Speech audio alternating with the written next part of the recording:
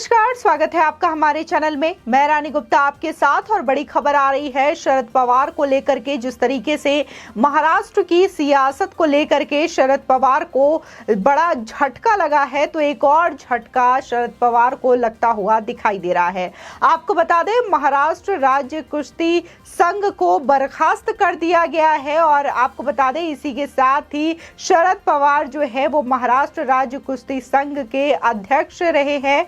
और संघ की बर्खास्तगी की वजह से ये कहीं ना कहीं शरद पवार को बड़ा झटका लगता हुआ दिखाई दे रहा है।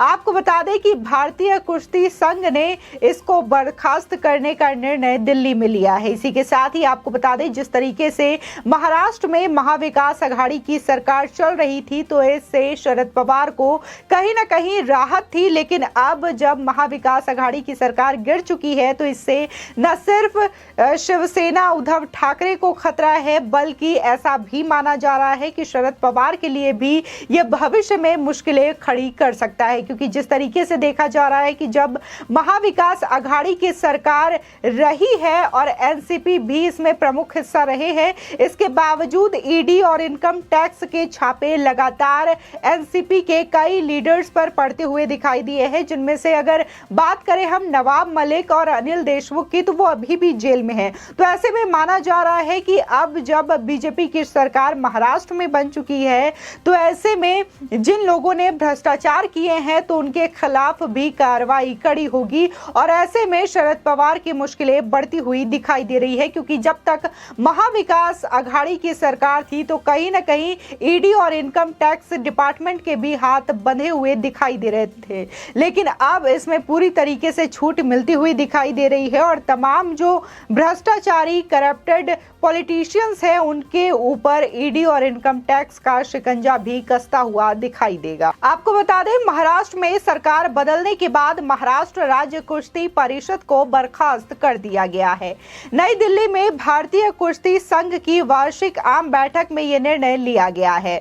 बता दें, भारतीय कुश्ती संघ का ये फैसला शरद पवार के लिए एक बड़ा झटका साबित होता हुआ दिखाई दे रहा है। क्योंकि वो महाराष्ट्र राज्य कुश्ती परिषद के अध्यक्ष है।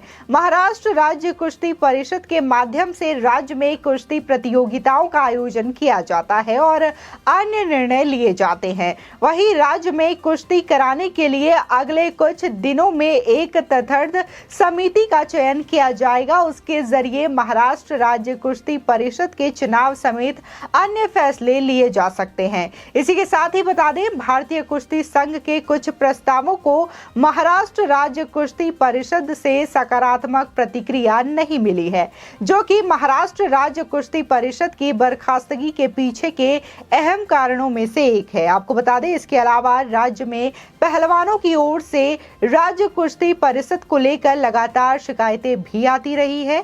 अधिकारियों ने कहा कि महाराष्ट्र राज्य कुश्ती परिषद ने अंडर 15 आयु वर्ग के लिए कुश्ती प्रतियोगिताओं के लिए सकारात्मक प्रतिक्रिया नहीं दी है।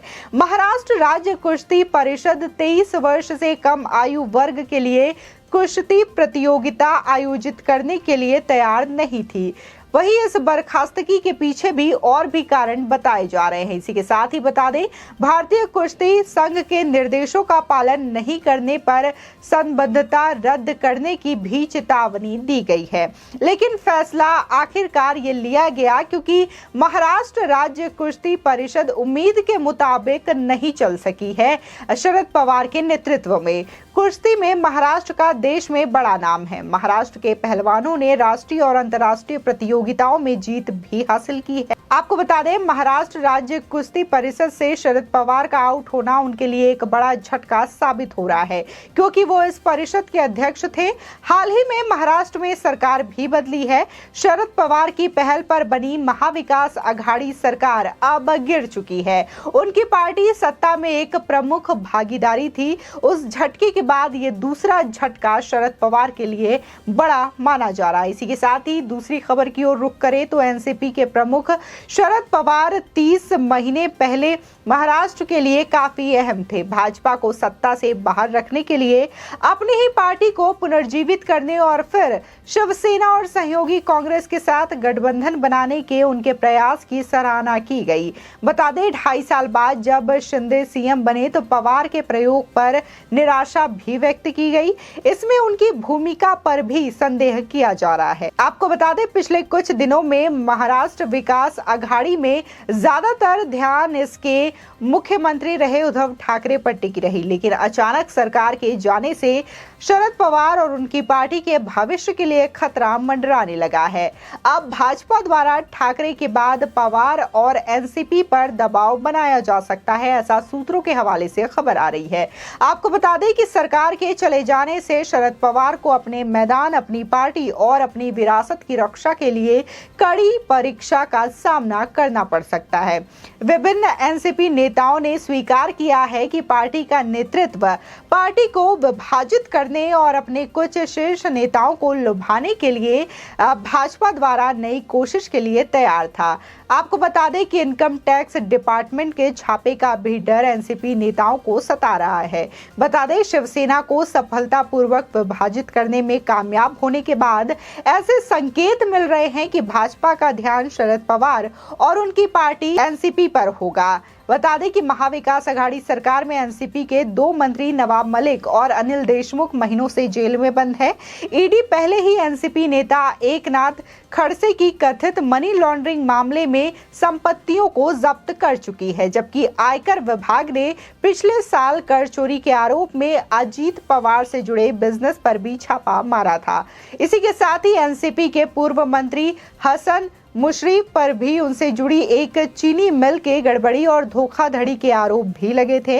इसी के साथ ही नई शिंदे सरकार के शपथ लेने के कुछ ही घंटों बाद एनसीपी नेता धनंजय मुंडे, जिन्हें अजीत पवार का करीबी माना जाता है, उनको गुरुवार रात देर देवेंद्र फडणवीस के साथ बैठक की बात भी सामने आई।